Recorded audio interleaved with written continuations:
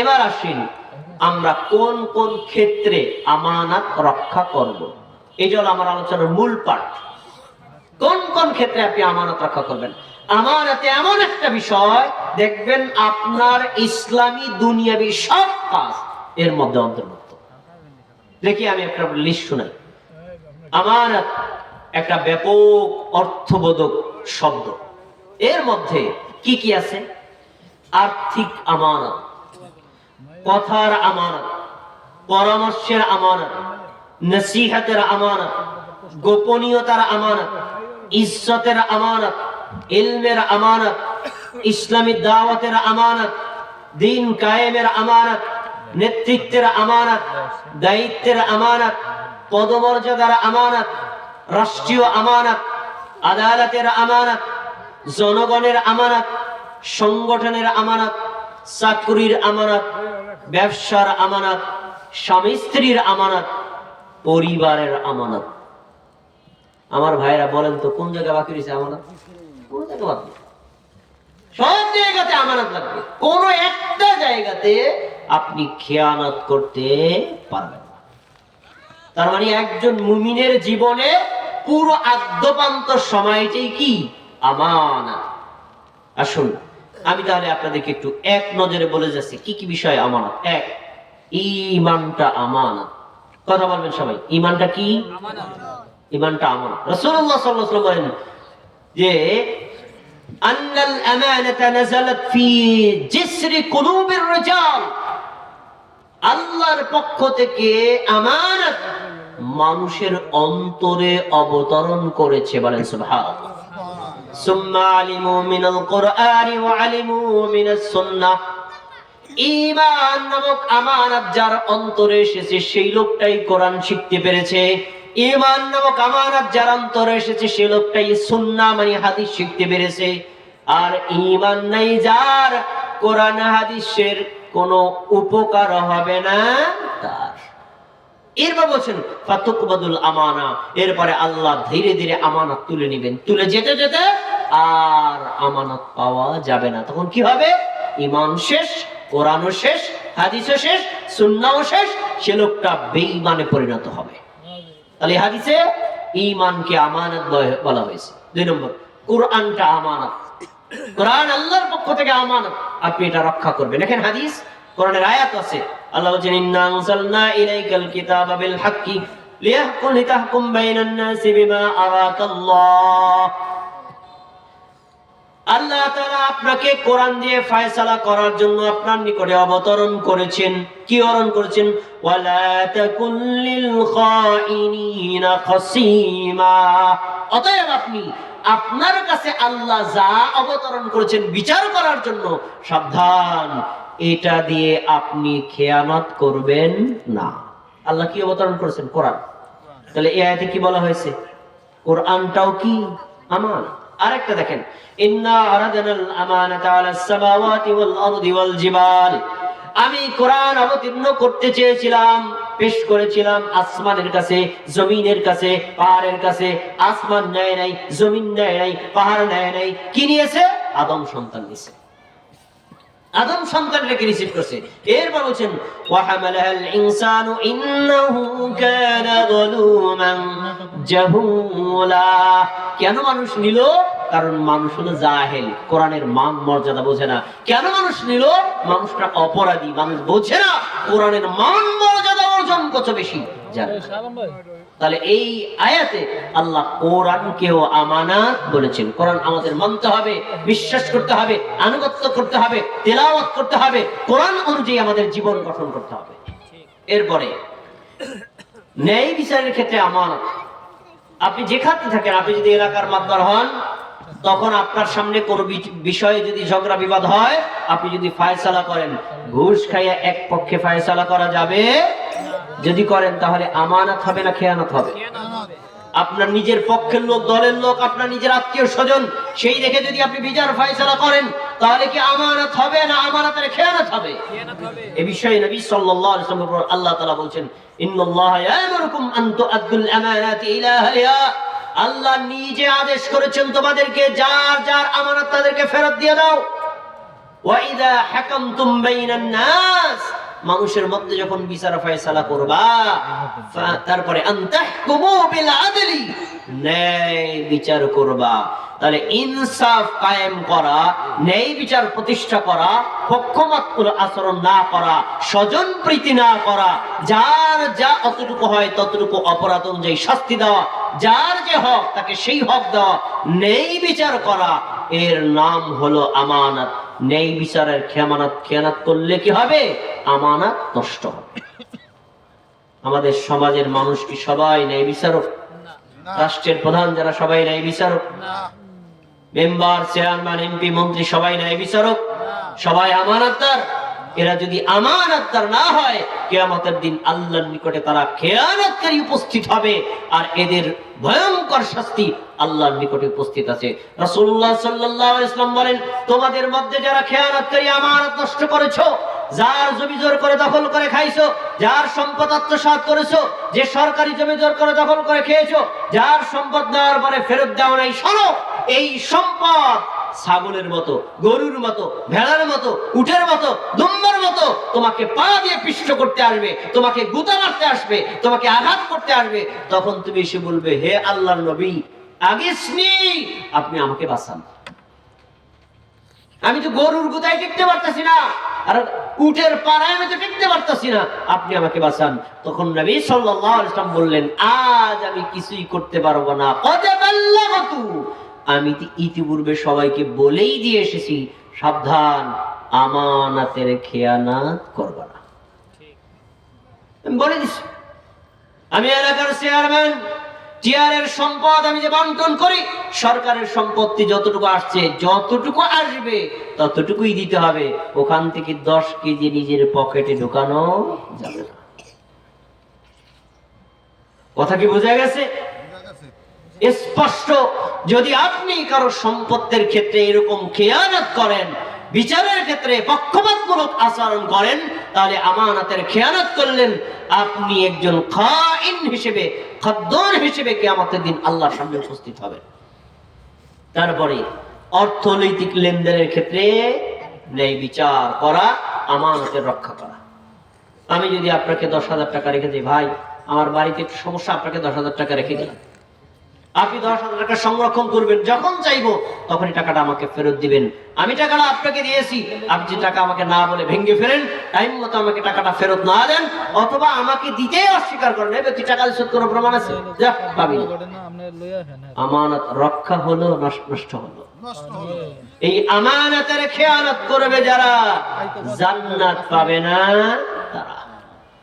এই খেয়ানতকারী লোক আমাদের সমাজে আছে না? আছে, বহু আছে। অনেকের কাছে সম্পদ পায়, কিন্তু সম্পদ আমরা ফেরত দেই না। আর না দেওয়ার কারণ মনে করে যত গরিব অসহায় আমার কাছে চাইতে পারবে না, দিব না, পারলে নেবে না। এই আমানত যদি কেউ নষ্ট করেন, তাহলে সে লোকটা আখিরাতে অবশ্যই আল্লাহর দরবারে একজন শাস্তিযোগ্য অপরাধ হিসেবে গণ্য হবে। আল্লাহ তাআলা বলেন, ইয়া আইয়ুহাল্লাযীনা আমানু লা তাখুনুল্লাহ ওয়ার রাসূল, হে মুমিনগণ, তোমরা আল্লাহর সাথে খেয়ানত করবা না, রাসূলের সাথে খেয়ানত করবা না। ওয়া তাকুনু আমানাতুকুম, তোমরা তোমাদের আমানত নষ্ট করবা না। ওয়া আনতুম তাআলামুন, জেনে শুনে, ভুলে হয় আল্লাহ ক্ষমা করবে, জেনে শুনে কখনো তোমাদের আমানত নষ্ট করবা না। আল্লাহর বিধান আমাদের কাছে আমানত, নবীর বিধান, নবীর হাদিস আমাদের কাছে আমানত। আল্লাহর বিধান কোরআন মেনে চলা আমাদের জন্য হলো আমানত, রাসূলের সুন্নাহ, রাসূলের হাদিস মেনে চলা আমাদের জন্য আমানত, রাসূলের কথা, রাসূলের আদেশ নিষেধ মেনে চলা আমাদের আমানত। অনুরূপ ভাবে আমরা পারস্পরিক মুমিনদের, মুমিন নারী পুরুষের একে অন্যের কাছে আমানত। এক মুমিন আরেক মুমিনের আমানত নষ্ট করবে না, যদি করে তাহলে খেয়ানতকারী হিসেবে গণ্য করবে। এই লোকটা কিয়ামতের দিন চরম আসামি বলে গণ্য হবে। ভাইরা আমার, ব্যক্তিগত বিষয়ে গোপন যদি কোনো বিষয় হয়, এটা প্রকাশ করাও খেয়ানত। আপনার পারিবারিক যদি ব্যক্তিগত একটা সমস্যা থাকে, আপনি আমাকে আপন মনে করে আপনার ব্যক্তিগত সমস্যাটা বলছেন, ভাই আমি বিপদে পড়ছি, এই বিষয়টা তো সবাই বলা যায় না, আপনাকে বললাম, কি করা যায়? আমার কাছ থেকে জানালেন, তো আমি কি করলাম, এই আপনার গোপনীয় বিষয়টাকে আর একজনের কাছে বলে দিলাম, আমানত রক্ষা হয়েছে না খেয়ানত হয়েছে? তাহলে কথারও আমানত আছে, আছে না নাই? কথারও আমানত আছে। যখন বুঝতে পারবেন ওটা ওনাদের পারিবারিক ব্যক্তিগত একটা বিষয়, আমার কাছ থেকে ব্যক্তিগতভাবে জানতে চেয়েছেন, তাই কখনো এই ব্যক্তিগত বিষয়টা অন্যের কাছে বলা যাবে না।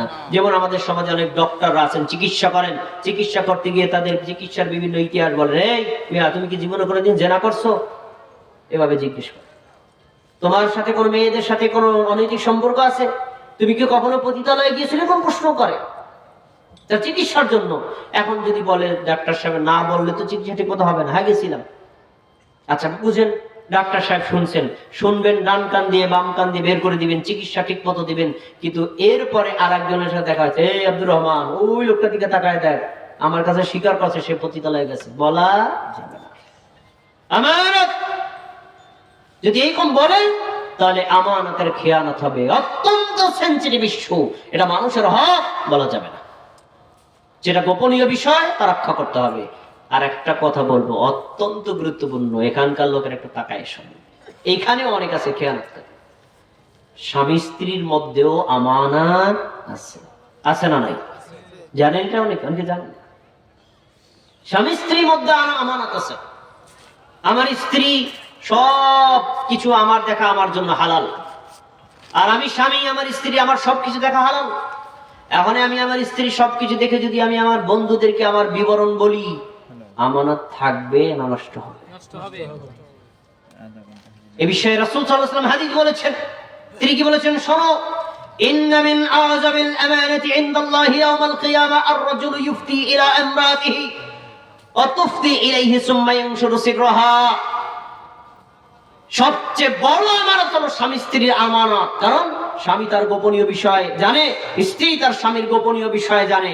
অতএব তারা পরস্পর যখন একে অন্যের সাথে মিলনে লিপ্ত হলো, একজন আরেকজনকে দেখলো আর জানলো, সে যদি এই গোপন বিষয়টাকে আরেকজনের কাছে গিয়ে বলে, এক মা এক বোন যদি আরেকজন বোন বান্ধবীকে বলে, আরে আমার স্বামী এমন করো, আর এক ভাই যদি তার বন্ধুকে বলে আমার স্ত্রী এরকম, এই বিবরণ যদি বলে, এটা সবচাইতে বড় আমানতের খেয়ানত।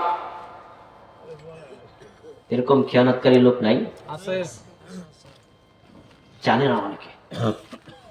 আপনার স্ত্রী আপনার কাছে আমানত, আপনি আপনার স্ত্রীর কাছে আমানত। এই গোপনীয় বিষয় একজন কখনো আর একজনের কাছে বলা যাবে না। এরপরে রাষ্ট্রীয় বিষয়, এটাও আমানত। রাষ্ট্রের কিছু গুরুত্বপূর্ণ সিদ্ধান্ত আছে, রাষ্ট্রের নেতৃবর্গরা জানে, এর সাধারণ মানুষের জানার বিষয় না, জানলে ক্ষতি হবে। এই বিষয়টা আবার অন্যের কাছে বলা যাবে না, নিষিদ্ধ। রাসূলুল্লাহ সাল্লাল্লাহু আলাইহি ওয়াসাল্লামের সময় একটা চিঠি লিখে পাঠিয়েছিলেন রাসূল সাল্লাল্লাহু আলাইহি ওয়াসাল্লাম একজন সাহাবী হাতিম ইবনে আবি বালতা। রাসূল সাল্লাল্লাহু আলাইহি ওয়াসাল্লাম মক্কা আক্রমণ করবেন, মক্কা বিজয়ের জন্য। তো হাতিম ইবনে আবি বালতা ছিলেন মুসলিম, কিন্তু তার আত্মীয় স্বজন, তার বাড়ি ঘর ছিল মক্কায়। ভাবছে কি রাসূল যদি আক্রমণ করে তাদের ক্ষতি হবে, সম্পত্তি নষ্ট হবে। তিনি একটা মুশরিক মহিলাকে চিঠি দিয়ে পাঠিয়েছিলেন। ওহির মাধ্যমে আল্লাহ তাআলা আমাদের নবীকে জানাই দিয়েছেন। তখন রাসূলুল্লাহ সাল্লাল্লাহু আলাইহি ওয়াসাল্লাম আলী ইবনে আবি তালিব এবং ওমরকে বলছেন, ওমর এখনই যাও, যাও রওদাতে খাক নামক স্থানে গিয়ে ওই একটা মহিলার পাইবা, তার আকৃতি এরকম, তার বডি এরকম, তার পোশাক এরকম, তাকে গিয়ে ধরবা। তার চুলের এই যে বেনির মধ্যে একটা চিঠি আছে, চিঠিটা নিয়ে আসো। কারণ এটা আমাদের সেনসিটিভ ইস্যু, রাষ্ট্রীয় ইস্যু, গোপন ইস্যু। এটা যদি কাফের মুশরিকরা জানে তাহলে মুসলিম রাষ্ট্রের ক্ষতি হবে। তারা দ্রুত গেলেন, রাসূল যা বিবরণ বলেছেন তাই পেয়েছেন। সুবহানাল্লাহ। মহিলারা বলছে বের কর, কারণ আমার কাছে কিচ্ছু নাই। এই আল্লাহর নবী বলছেন কখনো মিথ্যা হতে পারে না, বের কর, নাহলে পুরো তোরে উলঙ্গ করে হলে বের করব। তখন তার সম্মানের বয়সে বেনি থেকে বের করে দিছে। রাসূল সাল্লাল্লাহু আলাইহি ওয়াসাল্লাম মহিলার সহ সাহাবীরা নিয়ে আসছে। তখন ওমর ইবনে খাত্তাব রাদিয়াল্লাহু তাআলা আনহু মন্তব্য শুনে ওমর ইবনে খাত্তাব বলেন, আল্লাহ রাসূল, ইয়া রাসূলুল্লাহ, ক্বাদ খানাল্লাহু ওয়া রাসূলুহু, ক্বানাল্লাহু ওয়া রাসূলুহু। সে আল্লাহর সাথে খেয়ানত করেছে, রাসূলের সাথে খেয়ানত করেছেন। আপনি আমাকে একটু পারমিশন দেন, আর এক কোপ দিয়া দেহ থেকে মাথাটা আলাদা করে দিই। রাসূল সাল্লাল্লাহু আলাইহি ওয়াসাল্লাম বলেন, থাক, ভুল করেছে, ক্ষমা করে দাও। তাহলে বোঝা যায় রাষ্ট্রীয় কিছু ইস্যু অন্যের কাছে রাষ্ট্রের প্রধানরা জানবেন, এটাও যদি অন্যের কাছে বলা হয়, এটাও খায়ানাত, এটা করা যাবে না। ধোঁকা দেওয়া, প্রতারণা করা, ব্যবসা বাণিজ্যের ক্ষেত্রে, পণ্য বিক্রয়ের ক্ষেত্রে। আমার একটা মোটরসাইকেল আছে, আমি বিক্রয় করার জন্য বললাম, ইলিয়াস ভাই আমার একটা মোটরসাইকেল আছে, বিক্রি করো। ইলিয়াস ভাই বলছে, একজন আলেম মানুষ, বক্তা মানুষ, পরিচিত মানুষ, তো অন্যের গাড়ি কিনবো, আমার তো একটা সেকেন্ড হ্যান্ড গাড়ি লাগে। ভাই আপনার গাড়িটা কি ভালো, কোনো সমস্যা আছে? গাড়ি 36 বার ঠিক করি, বিরক্ত হয়ে গেছি, এখন বিক্রি করে ফেলবো। আমি বললাম ভাই গাড়িটা কোনোদিন এখন পর্যন্ত খোলাই হয় নাই। কি এরকম মিথ্যা কথা বলার লোক আছে না নাই? আপনার গাভী বাচ্চা দিয়েছে, দুধ দহন করবেন, দৈনিক 5 কেজি করে বিক্রি করবেন, এই টার্গেটে বিক্রি করলেন, কিন্তু যখন দুধ দহন করতে গেছেন 1 লাখ মেয়েরা হাড়ি ভেঙে গেছে, 10 দিনে দহন করতে পারেন না, এই যারা রাখা যাবে না বিক্রি করতে। আপনার এক পরিচিত লোক ভেবে গাভীটা বিক্রি করবেন, দেখে তো সুন্দর, গাড়িতে কোনো সমস্যা নেই, কোনো সমস্যা নাই, নিতে পারেন। এরকম খেয়ানতকারী লোক আছে না নাই? এরপরে গাভী বিক্রি করবে, দেখেন গাভী বিক্রি করার 3 দিন আগে থেকে বাছুরের দুধ খাওয়ানো বন্ধ, ওলান বড় দেখাবে, মানে কি ভাই 10 কেজি দুধ হয়। 3 দিন পর্যন্ত দুধ সংরক্ষণ করে দুধ সহ বিক্রি করতে নিয়ে গেছে, ওলন দেখলে মনে করবেন আসলে তো ঠিক এত দুধ হয়, কিন্তু আসলে দুধ হয় দৈনিক 5 কেজি। উনি 10 কেজির মতো দেখায়, তারপরে বিক্রি করে, উদ্দেশ্য টাকা বেশি নেওয়া আর সত্যটাকে গোপন করা। এরকম গোপন করা লোক কেবল নগর এলাকায় আসছে না নাই? এটা আমানতের খেয়াল। প্রত্যেকটা ক্ষেত্রে আমানত আছে, এমন কোন বিষয় নাই মুমিনের আমানত নেই। এজন্য আপনি কোন পণ্য বিক্রি করবেন, কোন দোষ থাকলে স্পষ্ট ঘোষণা করে দিবেন।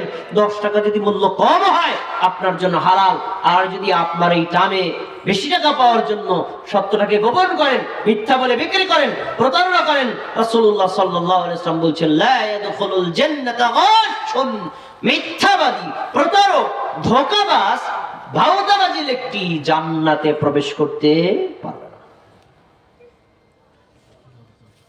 তাহলে আমানতের গুরুত্ব আছে না নাই?